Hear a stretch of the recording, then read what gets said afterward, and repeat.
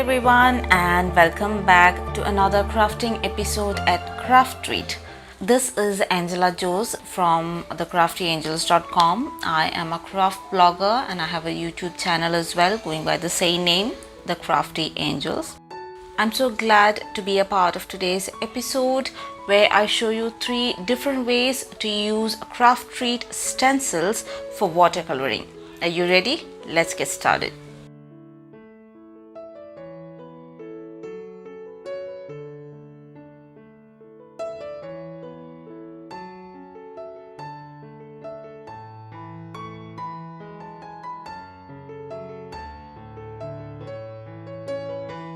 For the first tutorial, you'll need a CrafTreat's Layered Roses 2 stencil.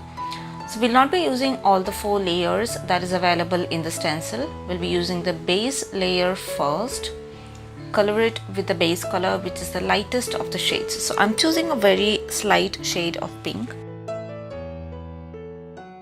And then I'm using the layer which depicts the shadows. That is the last layer ideally if you would be using it as a stencil in normal scenario.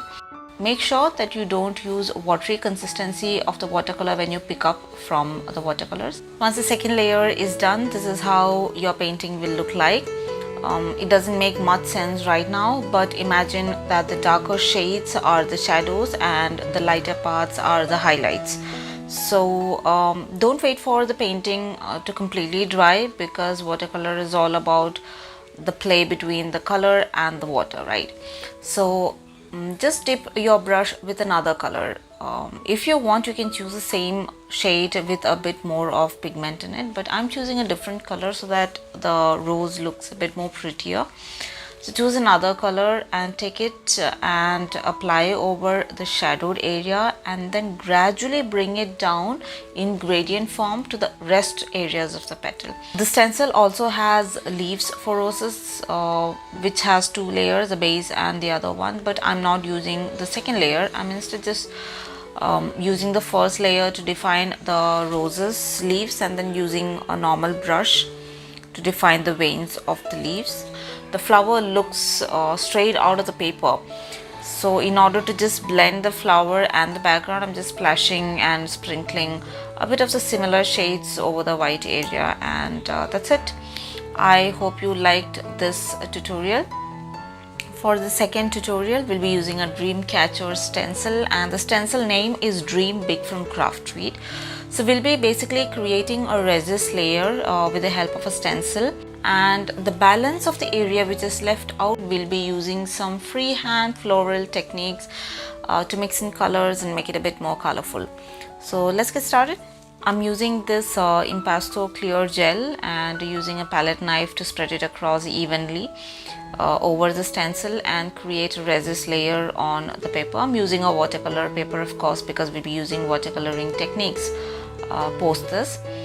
I'm using colors from Art Philosophy, and this is pastel palette, and I'm using a watercoloring brush to define roses over the outer side of the Dreamcatcher. There's a lot of detailed image that is going on at the center of the Dreamcatcher. So I'm using the free space that is around the Dreamcatcher to define some roses and leaves and all in freehand technique, and inside of the Dreamcatcher area where there is more of details, I'm just using random strokes to fill in colors.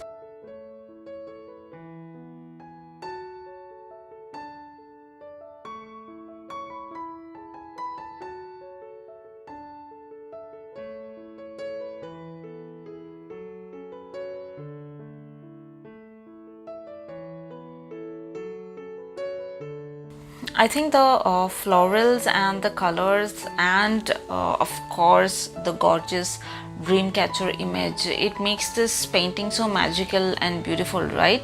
So let me know how this went for you.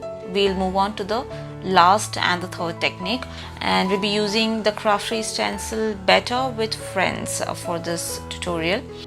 So this technique is basically by creating a free form background with watercolors and using the CrafTreat stencil images to make a silhouette image.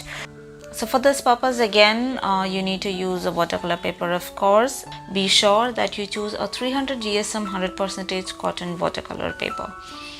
Now I'm using some liquid watercolors that I had in my stash, and I am trying to paint an evening sky by using the shades orange and yellow and a bit of blue to add a bit darker tone. I'm using normal straight strokes with a round brush to blend both the shades together, and I dried it out completely before starting to work with the stencils. And I'm using a fine liner from Pigma Micron, and I'm defining the outer edges very clearly so that I have a really crisp silhouette image. And since these images are really small, I'm just filling in the color, black color, with the pen itself, or else you can use any sketch pen or any other watercolor, even watercolors you can use to fill in the silhouette image. Do try these out with the stencil that you have with you, and be sure to share them with CrafTreat team as well. So have fun, happy crafting.